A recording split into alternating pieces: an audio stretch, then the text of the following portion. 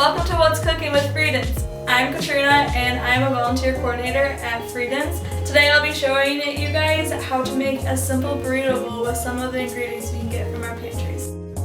For today, the ingredients that we will be using are rice, corn, beans, onions, cheese, and salsa. And for optional ingredients, you can use some peppers, tomatoes, limes, or sour cream. For starters, we're gonna make some rice. You can use whatever substitute you'd like, brown rice, white rice, quinoa. Once your water is boiling, you're gonna wanna add your cup of rice, or just however much you are adding for that recipe. Stir it in, lower it, and then cover it for the amount of time that the recipe calls for. Next, we're going to be chopping up some of the optional ingredients, a green pepper and tomato.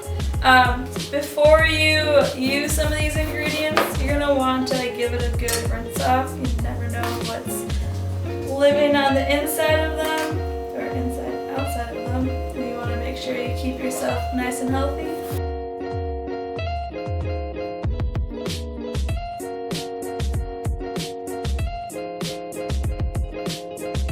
Alright, next we're going to be cutting up an onion.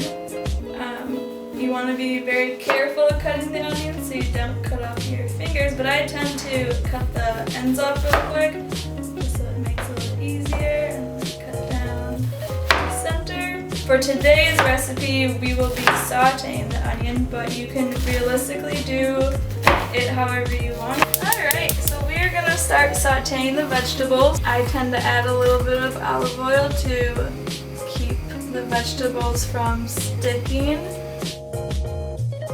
You guys can cook your peppers as long as you want, depending on your preference.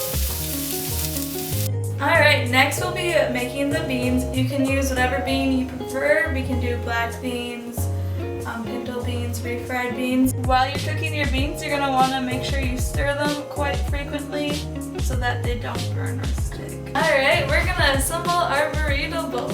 So I typically start with rice to give it a good base, and then move to the beans. You can keep the juices in or just drain them out.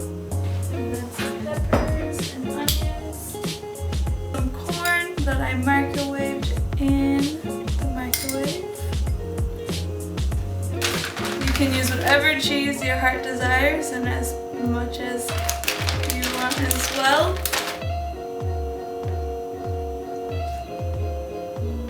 I'm going to add some optional additional veggies like some tomatoes and some sour cream because I really like sour cream, and a squeeze of lime on top to finish it off.